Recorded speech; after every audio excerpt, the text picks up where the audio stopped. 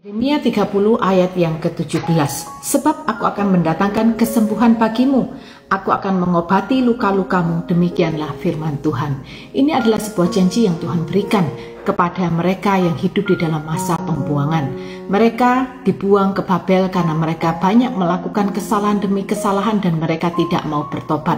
Dan ketika mereka dibuang ke Babel, Tuhan memberikan janji bahwa Tuhan akan mendatangkan kesembuhan, Tuhan akan mengobati luka-luka mereka.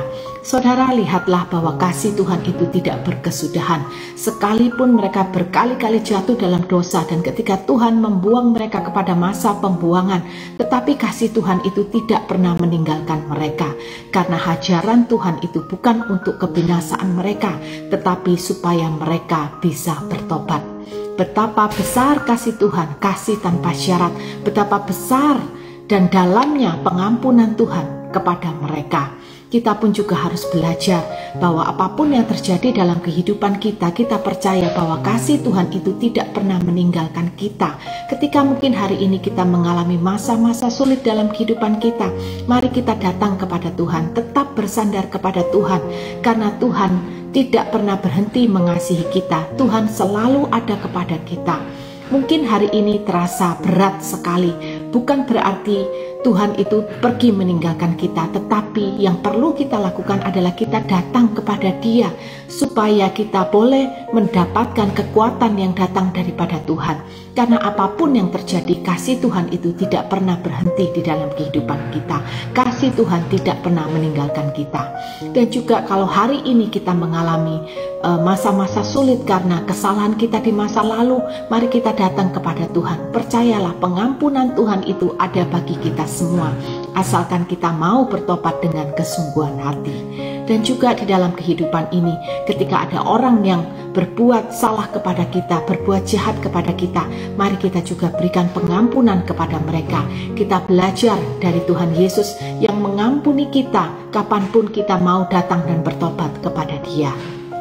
Yang kedua, saudara, bahwa Tuhan juga memberikan identitas yang baru bagi bangsa Israel. Mari hari ini kita sebagai orang percaya hidup di dalam identitas kita yang baru, yaitu kita hidup dengan karakter-karakter Kristus di dalam kehidupan kita. Dan yang ketiga, mari kita belajar bahwa kesempatan yang Tuhan berikan itu kepada kita selama kita masih hidup, semuanya itu terbuka lebar. Jangan sia-siakan kesempatan yang sudah Tuhan berikan kepada kita. Mari kita hidup dengan kesungguhan hati, hidup sesuai dengan firman Tuhan, membuang dosa kita, dan hidup kita menyenangkan hati Tuhan. Kita juga belajar kalau hari ini kita juga menerima pengampunan dari orang lain. Mari kita juga menggunakan kesempatan itu dengan sungguh-sungguh supaya kita jangan sampai mengecewakan orang itu berulang-ulang kali.